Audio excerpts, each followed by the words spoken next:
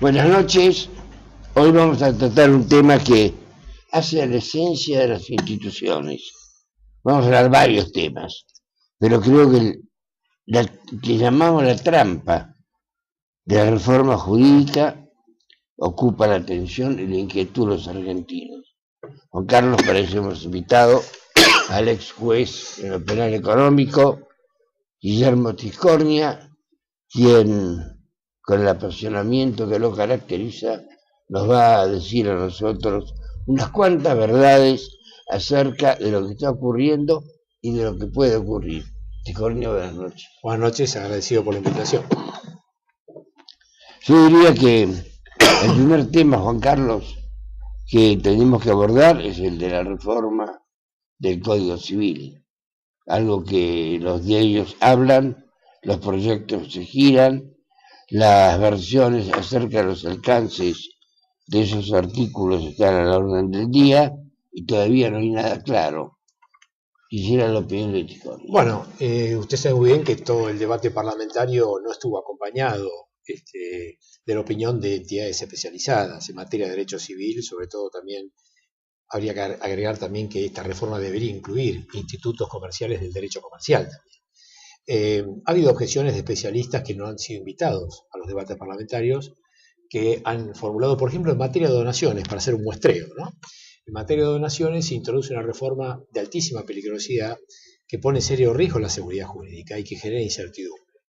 Usted sabe muy bien que las donaciones de los padres hacia los hijos pueden estar sujetas a posibilidades de acciones de reducción o de colación. Esto es, si un padre deja un establecimiento industrial, un campo, a 2 de sus hijos en detrimento de otros 3, y los otros 3 detectan que el padre donó en forma exclusiva ese establecimiento industrial o agrícola a 2 de los 5 hijos, estos 3 tienen un derecho natural de acudir a la acción de colación o de reducción, porque la ley protege la porción legítima de los herederos forzosos en materia sucesoria, y todo lo que es una donación en vida de un padre a un hijo es un anticipo de herencia.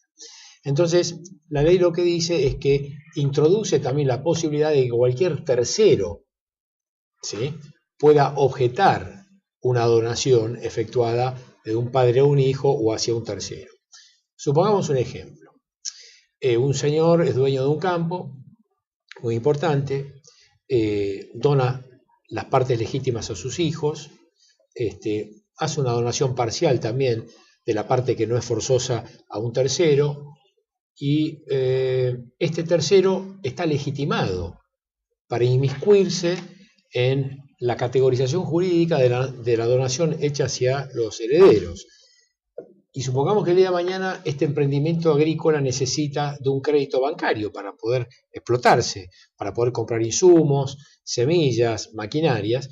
Bueno, la entidad bancaria va a tener mucho cuidado de darle un crédito a largo plazo a los donatarios, ante el temor de que se suscite una situación de conflictividad futura y que el banco se quede sin saber si, entrampado en esa situación de conflictividad, quién va a pagar devolver el crédito al banco. Esto es un ejemplo que ha puesto una colega especialista en la materia, entre muchos otros. También se ha innovado en materia de adopciones. En este punto hay que ser claro, es decir, usted sabe muy bien que a lo largo de todos estos años, sobre todo que la última reforma integral al Código Civil se verificó allá por el año 68 con el doctor Borda, la recordada ley 17711, que fue una reforma cuasi integral al Código Civil. Es cierto que los tiempos que corren, con los esquemas de globalización, la irrupción frenética de la tecnología y de la informática, han hecho que el mundo haya cambiado. Hoy vivimos en la era del Twitter, en la era del Facebook, en la era del Google, en la era de la digitalización, y es obvio que las normas jurídicas tienen que adaptarse a los cambios vertiginosos de las comunicaciones. También las formas contractuales han cambiado. Es decir, las formas tradicionales de contrato con la firma escrita han dejado ya su paso a la contratación virtual, digital o electrónica. Hoy los contratos se hacen por internet. en distintas plazas comerciales en el extranjero. Hoy las firmas se digitalizan. Todo esto hace necesario replantear y reformular el diseño normativo que venía dado ya desde la década del 60. ¿Y el proyecto específicamente contempla eso? En algunos puntos sí, en otros no. Y yo creo que la mejor crítica que yo haría respondiendo a su pregunta es que no ha habido un debate profundo sobre esto. Y ha habido, por un condicionamiento ideológico altamente peligroso, se ha dejado de consultar a especialistas que tienen una visión contraria y crítica a este. Hay un condicionamiento clásico de este gobierno. Bueno, evidentemente yo creo que los condicionamientos ideológicos son los que ponen en peligro la idoneidad técnica y, digamos así, la sensatez normativa que necesita toda reforma. Cuando yo digo que hay que consultar especialistas, digo que hay que consultar especialistas de todas las vertientes jurídicas. Ustedes saben muy bien, por ejemplo, nos vamos del campo del derecho civil, pasamos al campo penal, y esto no tiene mucho que ver con su pregunta. Me gusta. No, esto no tiene que ver con su pregunta, pero cuando se aborda una reforma integral al derecho penal o al derecho procesal penal, siempre es bueno escuchar las dos vertientes ideológicas. Es decir, aquellos que son precursores de la filosofía clásica, o si se quiere conservadora del derecho penal, con aquellas mentes modernas que pregonan una visión, digamos así, garantística del derecho penal. Pero es bueno escuchar las dos vertientes. Aquí me parece que lo que ha faltado es escuchar a aquellos especialistas en la materia que tienen una inclinación más hacia una filosofía conservadora del derecho civil. Fíjese que es muy delicado innovar en materia de matrimonio civil, sobre todo en cuestiones de Estado, filiación, adopción, régimen matrimonial, donaciones, el régimen de las sucesiones. Es decir, el derecho civil es una materia en sí misma multidisciplinaria que involucra muchísimos aspectos. Y la vida cotidiana. Es todo el régimen de los actos y los hechos jurídicos, las relaciones contractuales, los derechos reales. Esto involucra el derecho de propiedad, los derechos de garantía, las hipotecas, las prendas, las anticresis. Involucra el derecho de familia, también la cuestión sucesoria. Todo el derecho hereditario, que supone también desde el punto de vista procesal la puesta en marcha de un juicio universal, que es distinto de los juicios convencionales contradictorios. El derecho civil también tiene que ver con las cuestiones patrimoniales, con los derechos contractuales, distintos tipos de contratos, los contratos onerosos, los contratos gratuitos. Involucra también el régimen registral, que tiene que ver con los sistemas de constitución de los derechos reales, de las propiedades, el régimen de los automotores también. Alrededor del derecho civil gira no solo el Código Civil, sino muchísimas leyes especiales que se complementan con el Código Civil, como dije, todo el régimen de publicidad y de registración de los derechos reales. Es decir, es una materia tremendamente vasta. Mire, para ser un poquito simplificador, aún a riesgo de ser reduccionista, yo le diría de que, jocosamente, un estudiante de Derecho allá por la década del 70, cuando yo me graduaba, haciendo una comparación, si se quiere, hasta risueña, entre el derecho civil y el derecho penal, decía, bueno, me quedo con 302 artículos y no con 4061. Es decir, el derecho civil, el Código Civil tan solo en aquel tiempo tenía 4061 artículos sin computar las leyes especiales, la ley de matrimonio civil, todo el régimen de la publicidad de los derechos registrales. El Código Penal contaba con 302 artículos. O sea, quiero decir de que encarar una reforma integral al Código Civil no es un chiste.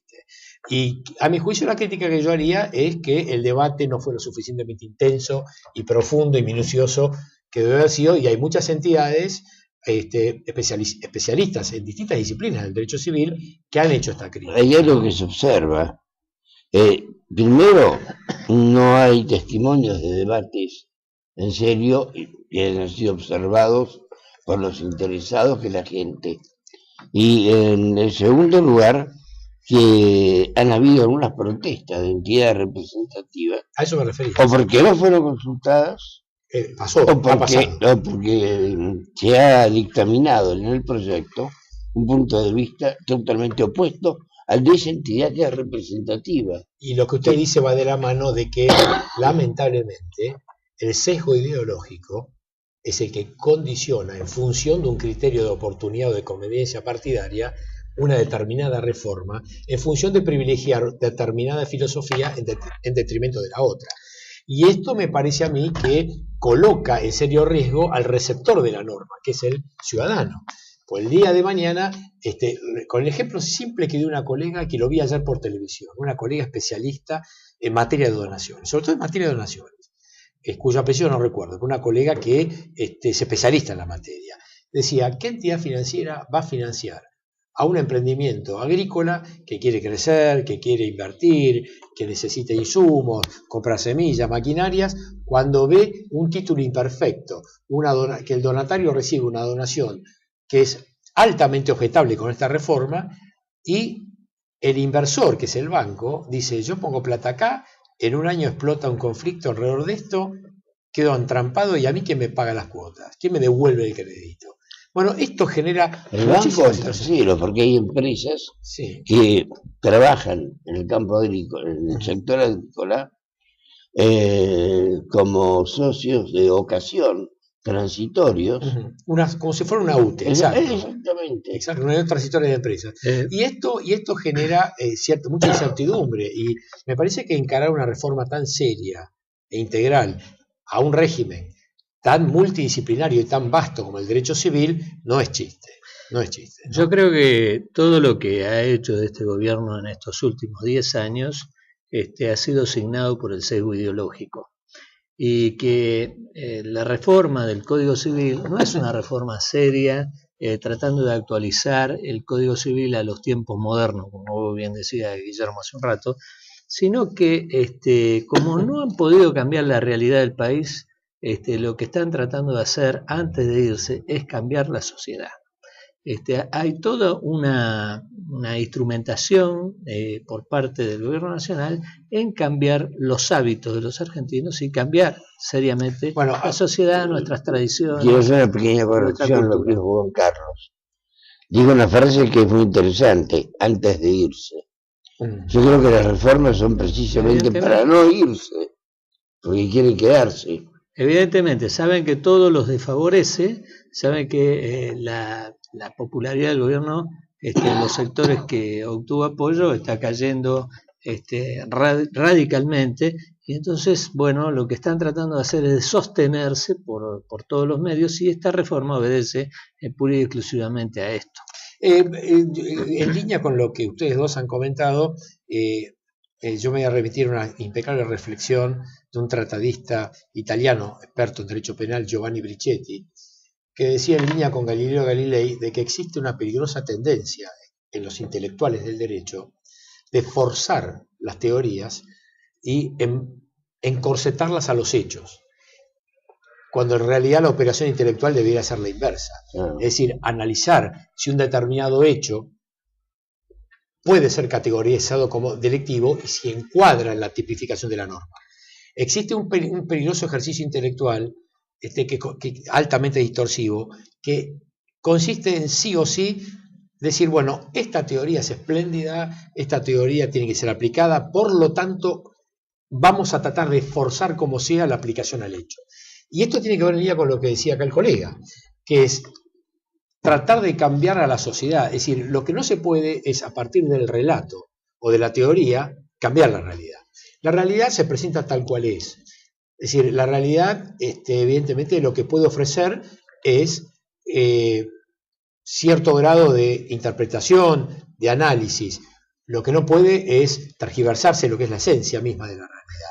El relato o la construcción intelectual lo que no puede es maquillar la realidad. Y entonces Brichetti, como buen criterio, decía, no, la operación tiene que ser a la inversa.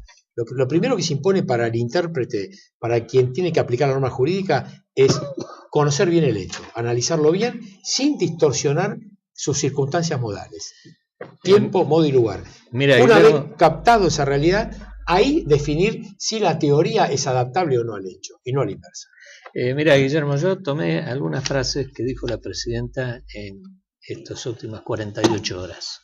Y me llama poderosamente la atención porque encuentro en ellas una contradicción evidente entre lo que ha hecho el gobierno, lo que ha propuesto el gobierno en estas materias y lo que en realidad hoy dice la presidenta. Por ejemplo, dijo, el que viola las normas debe ser penado. Se ha pasado estos últimos 10 años haciendo que esto no pase, este gobierno. Otra frase es importante entender que un proyecto nacional y popular no hace diferencias con nadie. Si ha hecho algo el gobierno nacional, ha sido zanjar diferencias en la sociedad. Dijo en otra frase, dijo, se hace muy difícil mantener el estándar de seguridad si la justicia no actúa. Ellos fueron los que impusieron con Néstor Kirchner, con la excusa de no judicializar las protestas, el hecho de no intervenir cuando suceden hechos graves en la sociedad, como los que hemos visto en estos últimos días, por ejemplo, frente a la Casa de Tucumán aquí en Buenos Aires, que entre otras cosas produjo la renuncia del jefe de policía, ya que pidió autorización al Ministerio de Seguridad para actuar en defensa de los policías que estaban ahí con la Guardia de Infantería, y precisamente la orden del Ministerio fue no intervenir. No intervenir, resistir con presencia policial, pero no intervenir. Entonces, esas contradicciones que hoy tiene la presidencia, por ejemplo, creo que hoy tiene tratamiento hoy la ley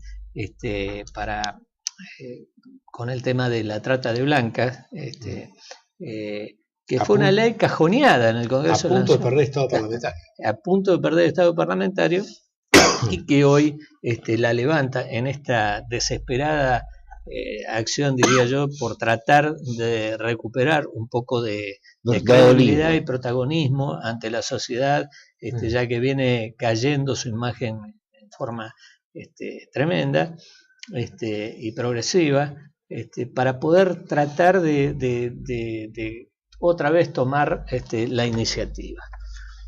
Yo creo que todas estas acciones del gobierno nacional son tendientes a cambiar una realidad, porque ellos creen que se puede construir una realidad a partir de un discurso, a partir de un relato.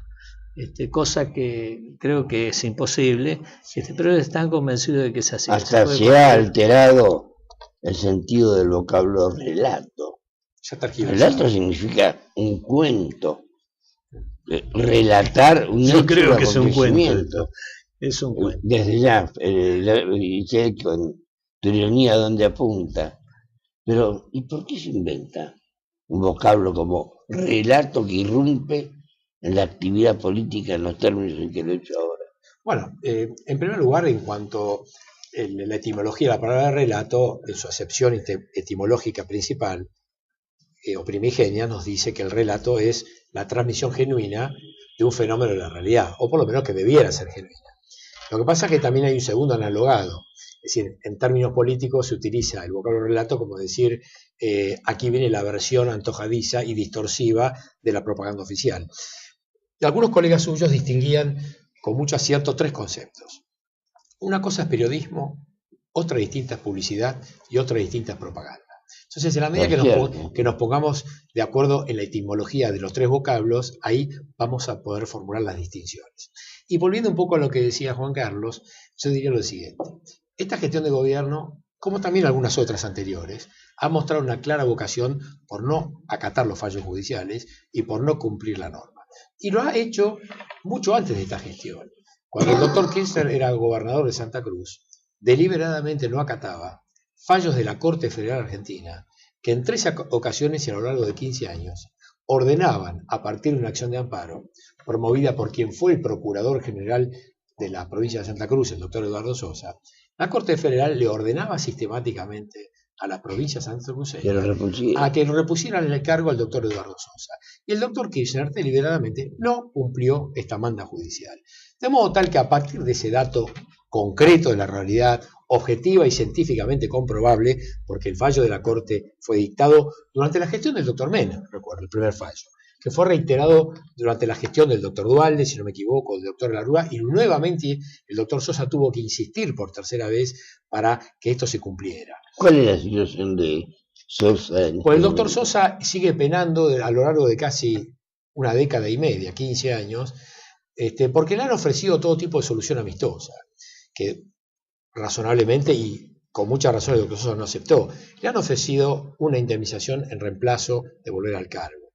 Le han ofrecido cargos alternativos. Pero el doctor Kirchner fue más allá. disolvió el cargo para que el doctor Sosa no pudiera volver y lo fragmentó. O sea, lo partió en dos. O sea, la Procuración General de la Provincia de Santa Cruz pasó a tener otra denominación institucional y desdobló la función. Esto ustedes lo pueden corroborar por colegas suyos santarracoseños. Bueno. Entonces, quiero decir que hay una vocación genuina por no cumplir con la norma y además, si hablamos de un proceso de degradación institucional, y tenemos que ser honestos con la verdad, y en esto tenemos que hablar con vocación intelectual de honestidad. Es decir, porque usted sabe muy bien que, como decía el expresidente Julio Sanguinetti de la República Oriental de Uruguay, cuando uno intenta hacer un relato historiográfico o hacer una tarea de historiografía o de reconstrucción histórica, es imposible que un ser humano garantice plena objetividad. La objetividad es un atributo imposible en un ser humano porque el solo hecho de colocarse en una perspectiva determinada para reconstruir un proceso histórico pone en crisis la objetividad. Lo que puede garantizar el historiador es por lo menos honestidad intelectual. Y en este derrotero yo lo que quiero decir es que ha habido muchas gestiones anteriores donde se han avasallado los derechos de la ciudadanía. Desde que la Argentina se reinstaló en el sistema democrático el 10 de diciembre del año 83, la ciudadanía ha visto como, por ejemplo, el expresidente Alfonsín, y esto hay que decirlo porque es un proceso de reconstrucción histórica y es un ejercicio de memoria. Me perdona, Guillermo, sí. Vamos a un corte y ahora cuando volvemos empiezo a hablar de esa época que me interesa. Vamos al corte.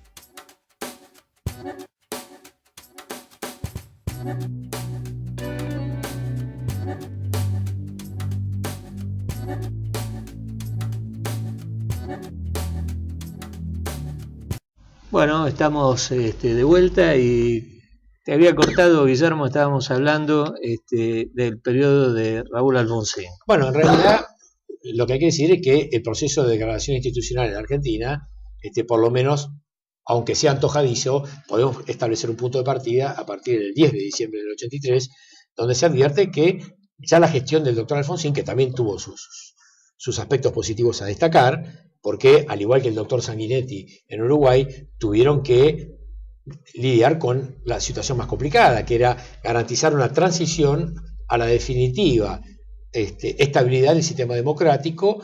En aquel tiempo azotaba la crisis de la deuda eterna a todo el continente sudamericano.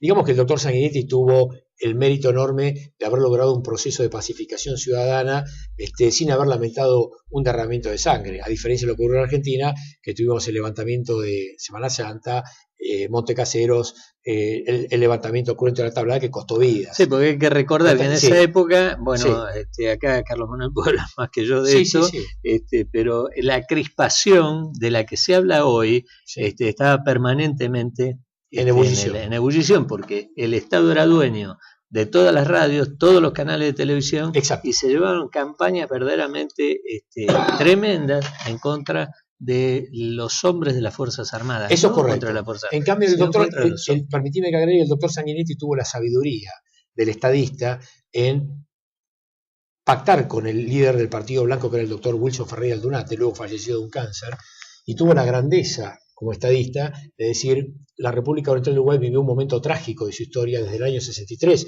en que se produce la irrupción del movimiento subversivo Tupamaros, que llevó a que esta corriente romántica revolucionaria, inspirada en la versión comunista estanilista, a su vez cimentada en el puente ideológico Nikita Khrushchev, Fidel Castro, y que fue avanzando hacia todo el continente sudamericano. Por ellos. Exactamente, el doctor Sanguinetti, como un criterio, dijo: señores, la República Oriental de Uruguay vivió un momento trágico. El movimiento Tupamaros intentó derrocar el sistema democrático del doctor Pacheco Areco. Se perdió la tolerancia y se perdió la libertad. Y con una frase mágica el doctor Sanguinetti resumió lo sucedido. Primero vinieron los que quisieron incendiar la casa, que fueron los Tupamaros. Llamaron a los bomberos para apagar el incendio y los bomberos se quedaron en la casa. Con esta magnífica definición, el doctor Sanguinetti resume 2 décadas trágicas de la historia política uruguaya. El movimiento Tupamaro terminó por derribar el sistema democrático del doctor Pacheco Areco. Las Fuerzas Armadas ganaron mayor protagonismo necesario para poder sostener el brote subversivo. No te olvides que los tupamaros cometieron homicidios espantosos. Asesinaron al profesor Armando Acosta y Lara, que era el director de la Universidad de Montevideo. Gentes civiles murieron en el campamento, gente civiles inocentes fueron masacrados en el campamento de Pando. Las víctimas de la ciudadanía uruguaya a manos del movimiento socialista fueron como tremendas. También sucedió acá. Sí, exactamente. Pero luego necesariamente irrumpió en el escenario político nacional de Uruguay el ejército uruguayo. Y el general Gregorio Álvarez ganó un protagonismo de casi una década. Y el doctor Sanguinetti tuvo la sabiduría de generar una negociación pacífica con las Fuerzas Armadas, garantizar una salida democrática pacífica, y con buen criterio de la ciudadanía uruguaya laudó en un plebiscito la ley de caducidad de la prescripción punitiva. Dijo: señores, se amnistían los crímenes de las dos veredas. Quedan amnistiados los crímenes cometidos por el movimiento Tupamaros y quedan amnistiados los crímenes cometidos por las Fuerzas Armadas. Esa fue la única manera equilibrada, justa y salomónica de generar un proceso sólido de pacificación ciudadana. Y la ciudadanía uruguaya lo laudó en dos oportunidades. En el año 89 con el presidente Lacalle y con el presidente Mujica se laudó otra vez la misma cuestión. Sucede que están los mismos intolerantes de siempre que privilegian el sesgo ideológico por encima de la voluntad soberana del pueblo, que, como vos sabés muy bien, la Constitución uruguaya tiene el sistema del referéndum, por lo cual con la consulta popular este tema se laudó para siempre. Y como bien dice el doctor Sanguinetti en los dos libros cuya lectura te voy a recomendar, Juan Carlos, y al amigo Acuña también, el doctor Sanguinetti hizo dos piezas formidables. La primera se llama, en el año 2008, La agonía de una democracia, donde relata el primer tramo de aquel segmento trágico. Y la segunda pieza historiográfica, que la lanzó en el mes de abril del 2012, de este año que termina, que se llama La Reconquista, el doctor Sanguinetti complementa el relato histórico del primero, diciendo que la Reconquista habla de cómo el sistema democrático uruguayo se reinstaló con un proceso de pacificación ciudadana. Hasta el día de hoy ya esto no se discute más. Lamentablemente en la Argentina el doctor Alfonsín no tuvo la misma suerte. El doctor Alfonsín fue muy tolerante con los derechos humanos, avasalló la libertad de expresión. Ustedes se acuerdan que el doctor Alfonsín decretó un estado de sitio y ordenó la prisión del colega Iglesias Rouco, informador público. Levantó del aire el programa Tiempo Nuevo, conducido en aquel tiempo por los periodistas Neusta y Grondona. Levantó el programa de Mirta Legrand, censuró al diario La Prensa, llevó a la prisión al doctor Rosendo Fraga, al periodista Iglesias Rouco. O sea que hubo mucha intolerancia con la libertad de expresión. Hizo un listado de 12 personas a ser detenidas por conspiración y la mitad no estaba en el país. Bueno, esto habla a las claras de que hubo mucha intolerancia y avasallamiento con la libertad de prensa. Y esto no se dice. Y como dice el doctor Sanguinetti, hay que ser muy justo al reconstruir históricamente los hechos. Y esto no va en detrimento de la figura del doctor Alfonsín, porque tampoco se puede pedir a un mandatario que tenga un 100% de acierto en su gestión. Evidentemente, al doctor Alfonsín hay que reconocer los aciertos, pero también hay que señalar las críticas, como sucede con cualquier estadista, con cualquier mandatario que pudo haber acertado y también errado. Y por otra parte, hay que ser concesivo con el doctor Alfonsín y decir que le tocó, al igual que su colega el doctor Sanguinetti y el doctor Alwin en Chile, bailar con la más complicada. Es salir de un proceso dictatorial, garantizar estabilidad democrática y reinsertar esa estabilidad para siempre en la Argentina. O sea que, digamos que la consultora macroeconómica tampoco ayudaba, porque el flagelo de la deuda externa era tremendo. El doctor Sanguinetti recuerda que cuando él estaba jurando y asumiendo el cargo en el año 85 como presidente del Uruguay, el banco, la Caja Obrera y el Banco Comercial de Montevideo estaban en quiebra técnica. Y se asumió con una bomba de tiempo que tuvo que desarmar, con una compleja situación macroeconómica. La deuda externa era terrible. Y todo eso el doctor Sanguinetti lo pudo llevar con un proceso inflacionario muy preocupante. Al doctor Alfonsín lo derrotó la hiperinflación, la mala conducción de la política económica, quizás el error en el enfoque de la política macroeconómica, y no se le puede pedir mucho más de lo que pudo hacer, sobre todo que aquel avasallamiento a la libertad de expresión ocurría justamente cuando la macroeconomía se derrumbaba. Entonces, tampoco hay que ser cruento con un mandatario y sobre todo respetar a una figura que ya no está, que ha fallecido, y que me parece que el solo hecho del fallecimiento de un líder como el doctor Alfonsín, por más críticas, no impide avanzar en las críticas. También el doctor Menem es merecedor de críticas, porque también hubo avasallamientos durante la gestión del doctor Menem, y todas las gestiones gubernamentales, estimados amigos, tienen dos características centrales.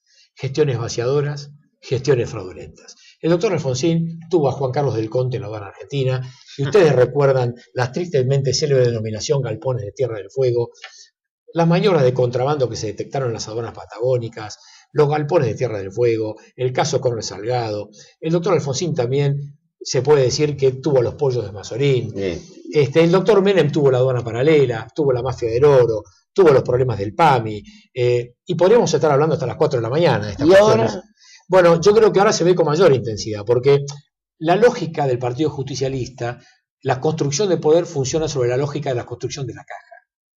Poder político es sinónimo de caja, de recurso económico. Sin recurso económico, sin caja, no hay poder político. Entonces yo creo que el Partido Justicialista ha respondido al concepto de la caja. Y fíjense ustedes dos, estimados colegas y amigos, que en el año 94 la Argentina sufre el peor retroceso institucional que ustedes pueden imaginar, que fue la reforma constitucional del 94. Que lejos de haber sido un avance, marca un grave retroceso institucional en materia de oxigenación democrática. Dos líderes políticos en Olivos se pusieron de acuerdo en aquel tiempo. El primero de ellos para garantizarse una cláusula de reelección automática, y a cambio de esa concesión, el otro líder político que se alejaba del poder exigió la inclusión de ciertas prebendas en el texto constitucional. La metodología, digamos. Por ejemplo, la inclusión del Consejo de la Magistratura, del jurado de enjuiciamiento, la figura del tercer senador, la Auditoría General de la Nación, que sirvieron solamente para burocratizar la gestión del Estado. Y en términos de utilidad práctica, el Consejo de la Magistratura no sirvió absolutamente para nada. La representación multisectorial con el cual se afianzaba un discurso supuestamente transparentador, termina en el balance siendo una gestión horripilante, tanto en materia de remoción de jueces como en materia de selección. El caso de la destitución del ex juez federal de Mendoza, Luis Leiva, que investigó al presidente Moneta, marca cómo se negocia la estabilidad de los jueces en toda la representación multisectorial. El caso de la destitución de la doctora Mirta Torres Nieto, jueza del trabajo, del doctor Néstor Narizano, juez de ejecución penal. En materia de selección de jueces, cómo se manipulan los exámenes y las entrevistas finales. Es realmente vergonzoso ver cómo un postulante que saca 100 puntos en la prueba de oposición de antecedentes y que tiene una calificación provisoria en el primer lugar, baja al 14º lugar, otro que estaba en el 6º lugar pasa al 3º. Y la manipulación y las negociaciones políticas penetran en el Consejo de la Magistratura, y es un ejemplo muy claro. Supongamos que usted representa al sector de la dirigencia política. Yo represento al sector judicial y acá el amigo Juan Carlos representa al sector académico. Entonces, Juan Carlos... Yo quisiera cambiar. Sí, entonces, Juan Carlos de repente un día dice, doctor Tiscornia, vea, mire, yo quiero propiciar e impulsar la designación de un juez que es de mi pueblo, que yo lo conozco, es un hombre muy emprendedor. Dice, ¿por qué usted no me ayuda y me apoya esta postulación? Digo, bueno, Juan Carlos, mire, voy a hablar con el señor Acuña, que está en el otro sector, vamos a apoyarlo a usted en esta iniciativa, vamos a tratar de generar consenso, y apoyamos a Juan Carlos para que el juez A, o el candidato A, tenga una buena posición y sea candidato a juez civil. Entonces, a la vuelta, en la próxima, le decimos, mire, Juan Carlos, a Acuña le interesa, hay un juez que está molestando al sector, no sé por decirlo así, al sector industrial, con fallos que incomodan, y este juez se está molestando mucho, y necesitamos su apoyo, porque nosotros queremos investir contra el juez, pedirle un juicio político, y usted ayúdenos. Entonces, ahí empieza la negociación. Entonces la transparencia queda de lado. Lo que interesa es decir, bueno, usted me apoya a designar al juez tal, y en la próxima usted me apoya a mí para investir contra el juez cual. Y entonces esto se convierte en un mercado persa, y acá la transparencia no interesa, acá no interesa la excelencia profesional para designar un magistrado. Lo que se ha hecho con el juez Bisordi es escandaloso. Se lo empujó a la jubilación a partir del discurso público, el doctor Aníbal Fernández empujándolo a la renuncia, a un magistrado de la seriedad profesional, de la excelencia intelectual que se le conoce, de la trayectoria del doctor Bisordi. Fue bastardeado públicamente, sometido a un linchamiento popular, y un hombre que tiene por lo menos orgullo propio optó por acogerse a la jubilación. Otros magistrados también que fueron directamente sometidos a linchamientos públicos. El caso de los doctores Molinero Corner y Boyano, que dicho sea de paso, hoy tienen sus casos abiertos en la Corte Interamericana, y cuidado con esto. Cuidado con esto porque usted sabe muy bien que la Argentina, con el advenimiento de la reinstalación del sistema democrático, al igual que sucedió con Chile, Uruguay y todo el continente sudamericano, adhirieron al marco de la Convención Interamericana de Derechos Humanos, y por decisión soberana del Estado argentino con los otros estados colegas, se han sometido voluntariamente a la jurisdicción obligatoria de la Corte Interamericana. En esta materia hay que decir varias cosas. La Corte Interamericana ha dictado fallos muy interesantes en materia de libertad de prensa. En contra de Argentina también, en el caso Kimmel, uno de ellos, contra Ecuador también, donde se ha defendido la actividad periodística. Ha habido fallos de la Argentina tremendamente arbitrarios con colegas suyos, con los periodistas, que han sido condenados por injurias y calumnias. Inclusive también ha habido fallos de condenas apenas pecuniarias, por daño moral, por cuestiones patrimoniales. Y el caso más reciente es uno del año pasado, donde un colega de ustedes de Editorial Perfil hace 10 años fue condenado por la Corte Argentina a pagarle una indemnización al expresidente Menem, porque 2 periodistas hicieron un trabajo de investigación sobre aspectos familiares de la vida del doctor Menem, vinculados a un hijo natural que le había tenido, que a la postre después lo reconoció, que era el joven Nair Menem. Bueno, la Corte Interamericana revocó el fallo de la justicia argentina y dejó sin efecto la sanción pecuniaria a estos 2 colegas periodistas, diciendo de que cuando un periodista aborda una temática pública vinculado a un ex jefe de Estado, no puede someterse al riesgo de la autocensura, ¿sí? y al efecto paralizante que produce el hecho de la amenaza de un juicio por injurias o calumnias, porque esto genera un mecanismo de autocensura incompatible con la lógica de un sistema republicano. Y también en el caso Kimmel se dijo también que el periodismo que incursiona en materia, en temática de cuestiones de interés público, no puede estar sometido a la criminalización de la actividad periodística. Es decir, la libertad de expresión, el derecho a la información y la difusión es poco menos que sagrado en su artículo 32 de la Constitución Nacional. Y el periodista, por más que haga críticas exacerbadas, que puedan herir susceptibilidades, que puedan ofender aspectos que tienen con la vida íntima de un funcionario, tienen que ser lamentablemente, por más que esto sea muy amargo, recibidas por el funcionario. Decía un tratadista del derecho constitucional que un funcionario tiene 2 pesadas cargas. La primera, de llevar a cabo su función en condiciones de colapso estructural, o sea, con las dificultades de estructura que tiene hoy la Argentina. Y la segunda pesada carga tiene que aceptar la crítica. Por más que sea la crítica muy ácida, muy severa, muy exacerbada, lamentablemente, perdón por la expresión, el funcionario se tiene que bancar la crítica del periodista. Y no hay forma de que el periodista pueda ser amedrentado con una acción judicial. De hecho, esto provocó la derogación parcial del delito de las injurias y calumnias a partir del presidente Kimmel. También la Corte Interamericana ha dictado 2 fallos muy interesantes en otra materia. En materia de remoción de jueces. Contra la República del Perú, en el año 2001, el 31 de enero del 2001, en el fallo Terry Marzano, por la cual la Corte Interamericana condena a la República del Perú a restituir a 2 jueces a sus cargos, que habían sido removidos por razones políticas.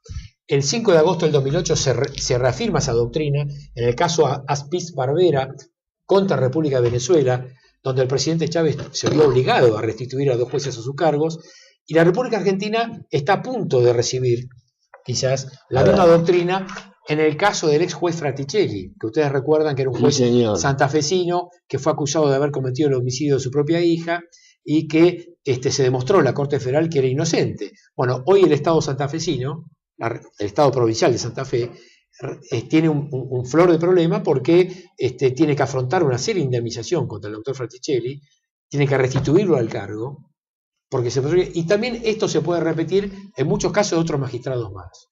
Y en este punto hay que decir de que la Corte Interamericana ha sido muy crítica de las violaciones a los derechos en los Estados miembros. Uruguay recibió un fallo muy severo en el caso Peirano Basso, un banquero uruguayo que protagonizó un vaciamiento o una quiebra de la entidad financiera, que estuvo 5 años preso sin sentencia, se le ordenó a Uruguay excarcelarlo, o sea que hay mucho para hablar. Ha tocado muchos temas que me hacen acordar automáticamente la situación que en este momento viven los presos políticos en Argentina. Pero ni que hablar, eso bueno, no hablar. Quisiera ver cómo relaciona ese aspecto con lo que usted acaba de... Bueno, hay muchísimas... Allá la Corte Interamericana tiene radicadas varias presentaciones en materia de trato degradante. ¿Hacemos una cosa? Sí. Eso merece un tratamiento exclusivo.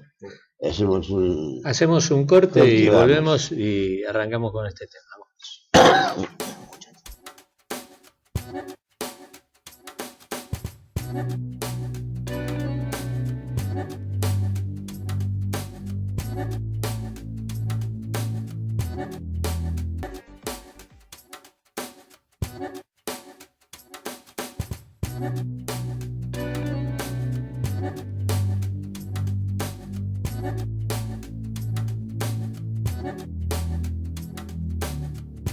Bueno, estamos de vuelta en el aire y vamos a tratar un tema muy importante que la ciudadanía en general no tiene mucha información sobre esto ni sabe lo que está pasando.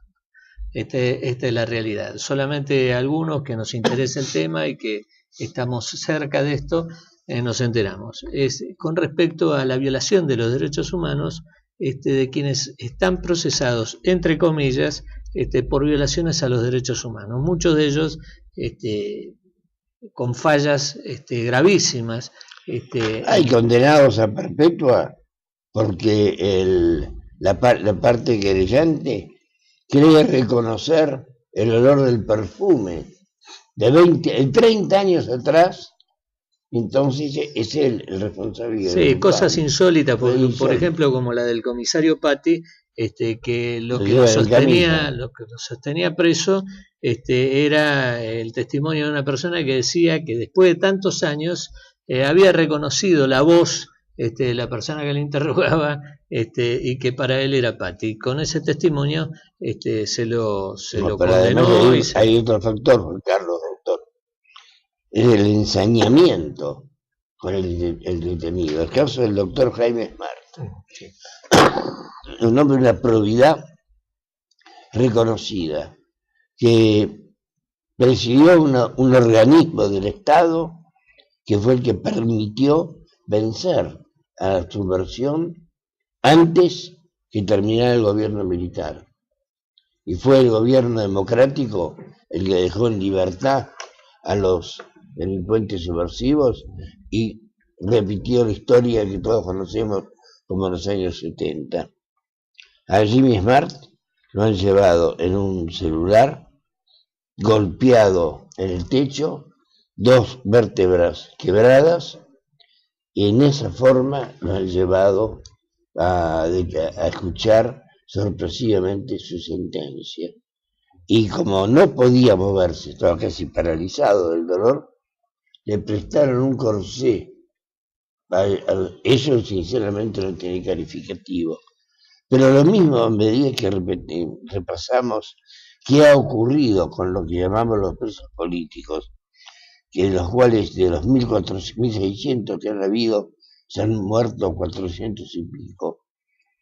Personas de más de 80 años, tratados como si fueran un gran peligro público. Usted hizo una descripción muy acertada de cómo ha evolucionado ese problema en el Uruguay y qué pasa con los organismos internacionales con relación a... Primer punto. Una persona valetudinaria no puede ser sometida a encierro penitenciario, eso es incompatible con la mayoría de edad. Punto número 1. En el caso del general Ibérico Sengen ha habido un precedente muy importante de la Cámara de Casación Penal, en una de sus salas, rápidamente, concluida la audiencia en menos de una hora, dictó el fallo revocando una decisión de la Justicia Federal de La Plata que obligaba al general Ibérico Sengen, con casi 90 años de edad, a estar sometido a un confinamiento efectivo en Marco Paz. Rápidamente la Cámara de Casación Penal ordenó la prisión domiciliaria.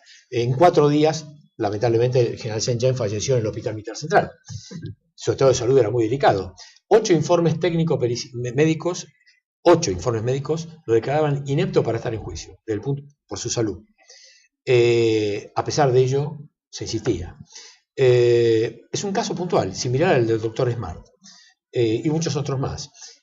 Creo que ya hay presentaciones hechas en el organismo supranacional sobre esta temática sobre la que usted está preguntando.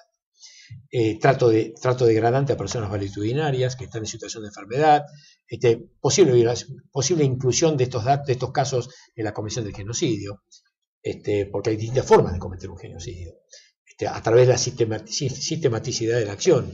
Y por otra parte también quisiera recoger también un caso muy importante dictado por la Corte Europea de Derechos Humanos, el caso Milosevic, los Balcanes. Y ahí hay un dictamen muy importante del fiscal general que es argentino, el doctor Moreno Campo, donde interpretó el artículo 7º del Estatuto de Roma, que es el plexo normativo sobre el cual se trabaja en la Corte Europea sobre Derechos Humanos en este tipo de casos. En ese caso, la condena al dictador Milosevic estuvo precedida por un enjundioso dictamen del doctor Moreno Campo, donde se detuvo a analizar desde el punto de vista conceptual los alcances de lo que se define como crimen aberrante o de lesa humanidad. Y en esa pieza judicial, no solo en el fallo, sino en el dictamen del doctor Moreno Campo, se habla muy claramente de que crimen aberrante o de lesa humanidad es aquel cometido, no solo desde las estructuras del aparato represor estatal, sino también aquellos que hayan sido cometidos por esquemas organizacionales, cuya metodología de acción sea similar a la ejecutada por las milicias oficiales. Ejemplo, tenemos un fallo reciente de la Sala Segunda de la Cámara Federal que acaba de revocar una resolución del juez federal Ariel Lijo, por el cual ordena profundizar la investigación del homicidio del dirigente gremial José Ignacio Rucci, porque no se descarta en este esquema no solo la posible complicidad de factores oficiales de aquel gobierno constitucional, de la presidenta Martínez de Perón, sino también que no se descartan también similitudes en la ejecución del homicidio, ¿sí? Recordemos que el dirigente Rucci fue acribillado, creo que por 23 francotiradores que estaban apostados en la calle Nazca y Avellaneda, si no me equivoco. Eran más largas y armas fuertes. Sí, me parece que por la metodología del crimen y por la cantidad de francotiradores y la forma que se ejecutó el homicidio, me parece que esto da una idea de un esquema organizacional similar. El caso del general Camilo Carlos Gay, por ejemplo. El caso de Paula Lamborghini o del almirante Hermes Quijada. O sea que, cuidado que el fallo de la Sala Segunda de la Cámara Federal, en la medida que revoca el fallo del juez Lijo, abre la puerta al artículo 7º del Estatuto de Roma y al dictamen emitido por el fiscal Moreno Campo, que en un reportaje periodístico, junto con el doctor Torlasco, que integró la Cámara Federal, advertían que había un uso muy peligroso en la Argentina sobre los juicios llevados a cabo en la Argentina. Solamente, usted recuerda que aquella integración de la Cámara Federal, el doctor Alfonsín, tenía una composición muy diversa.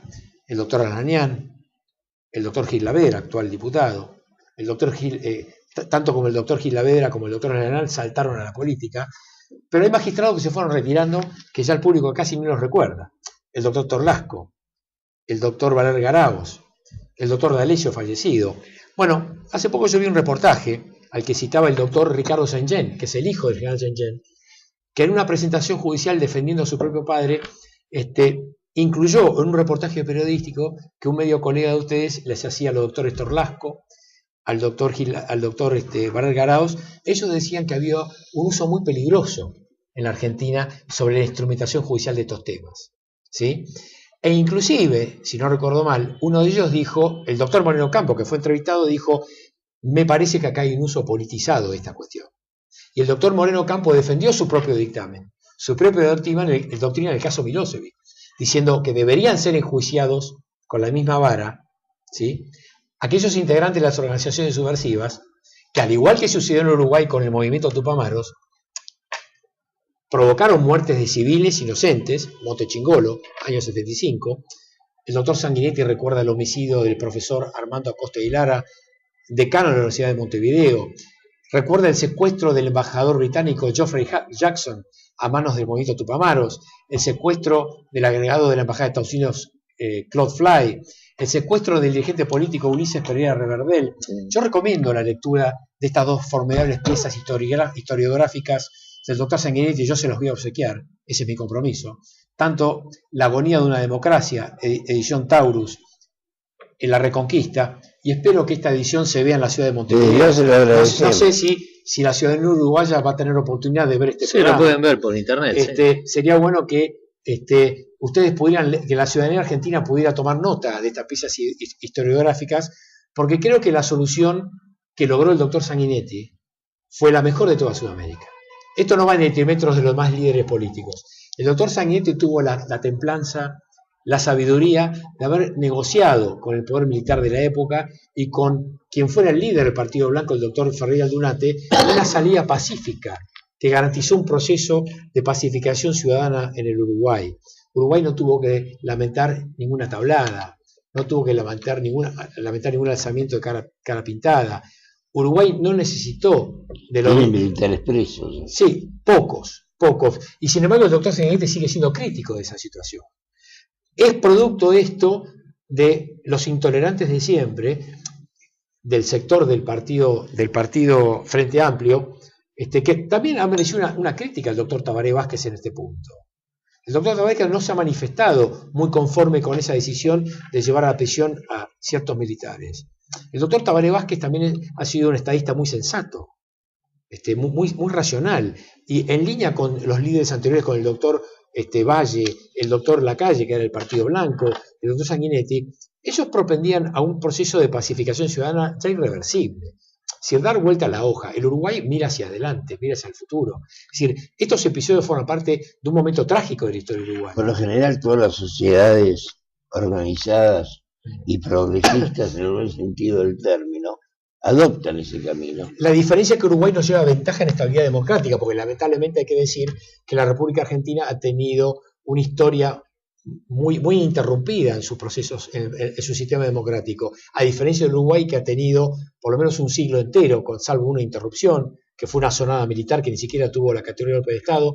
Uruguay ha tenido estabilidad democrática a lo largo de casi 2 siglos. O sea, tiene mayor cultura cívica. Ahora, una pregunta.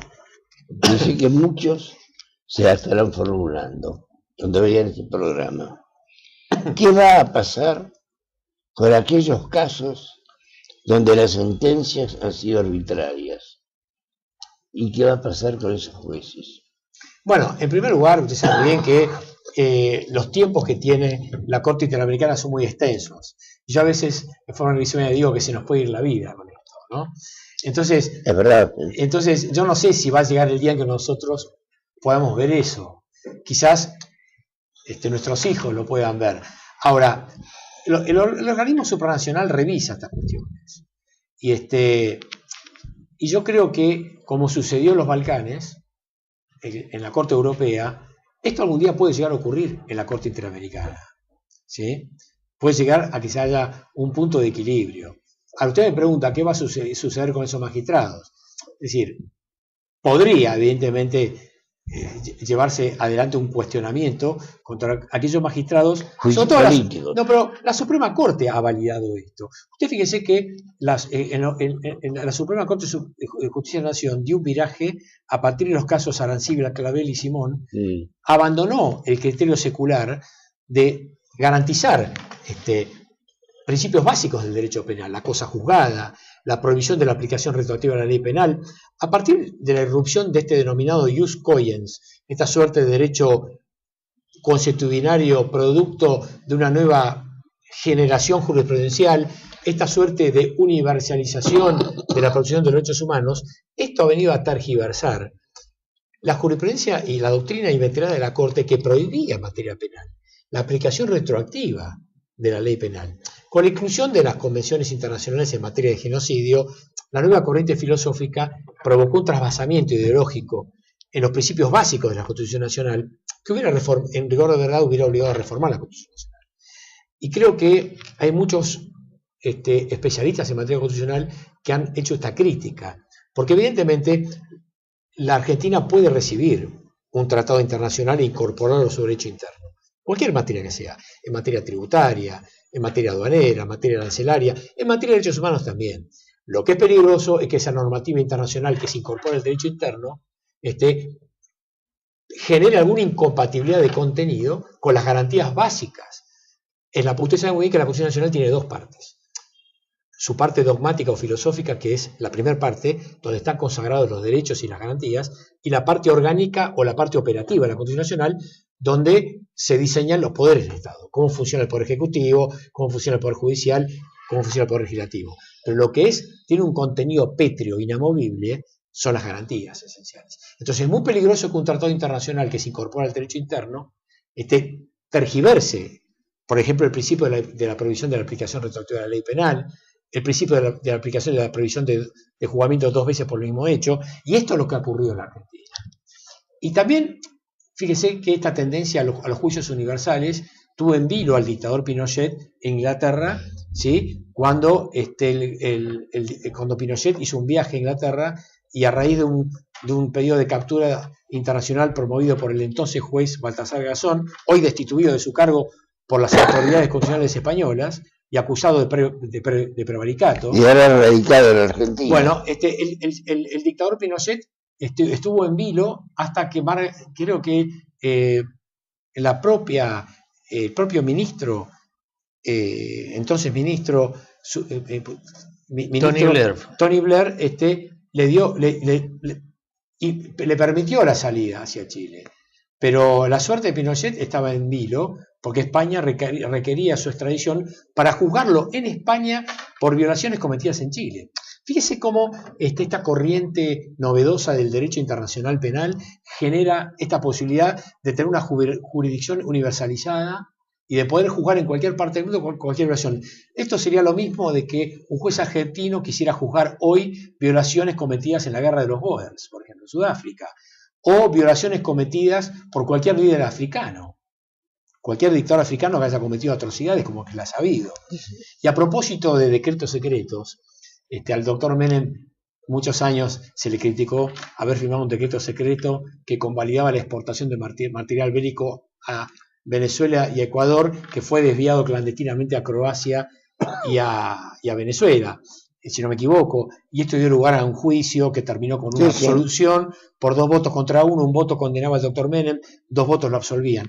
Si usted ve bien la sentencia de los jueces, en el voto mayoritario, usted va a ver que durante la gestión del doctor Alfonsín se firmaron no menos de 14 decretos secretos convalidando la exportación de material bélico a países africanos que estaban en guerra civil en muchos casos, y muchos a dictadores africanos, no sé si en Uganda, Ruanda, Etiopía.